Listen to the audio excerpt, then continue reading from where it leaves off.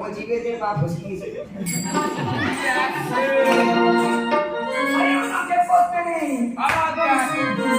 প্রণাম করতে নেই। আমি তোমার এক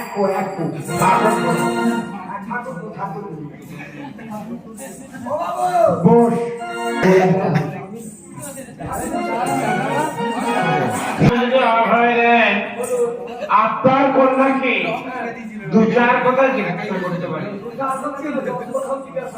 বেশ, শোনো না, তোমার নাম কি?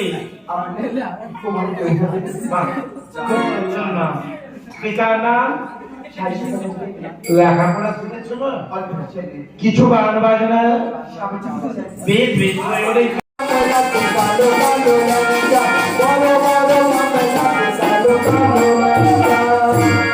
আমি ল্যাংটা খাবো,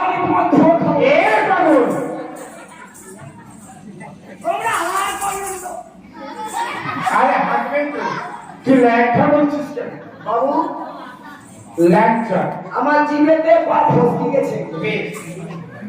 তাহলে শোন বাবা, ওটা হলো ল্যাংচা।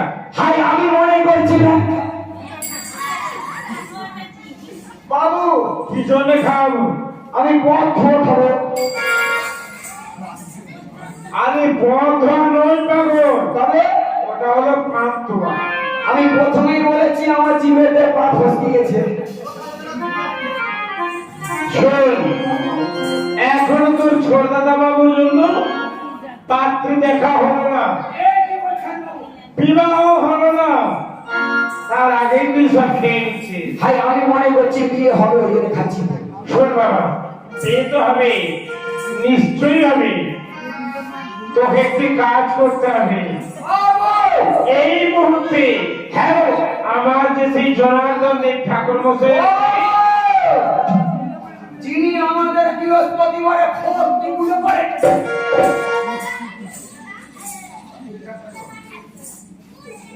হ্যাঁ গো, আপনাদের বাড়িতে লক্ষ্মী পূজা? আপনাদের বাড়িতে বৃহস্পতিবারে ভক্তি পুজো হয়নি?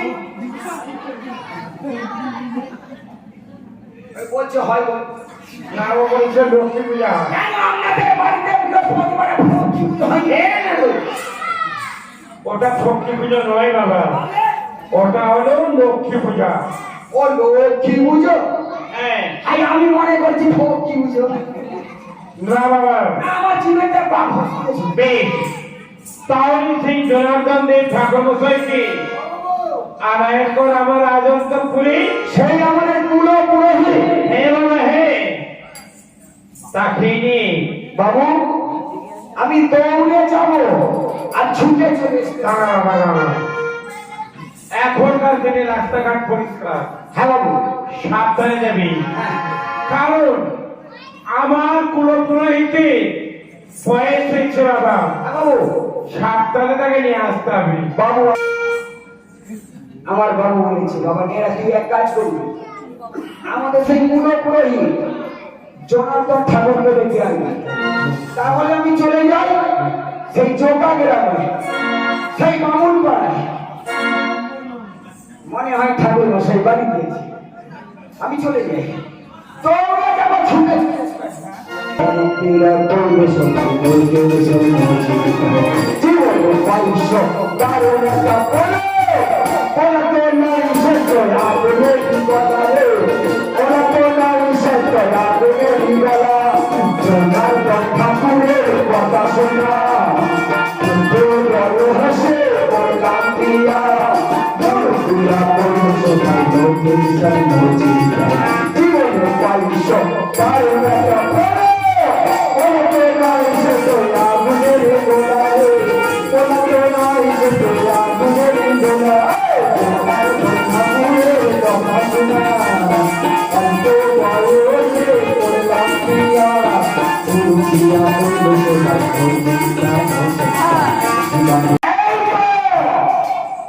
দেখতে দেখতে আমি চলে গেলাম সেই ঠাকুর মশাইয়ের বাড়িতে।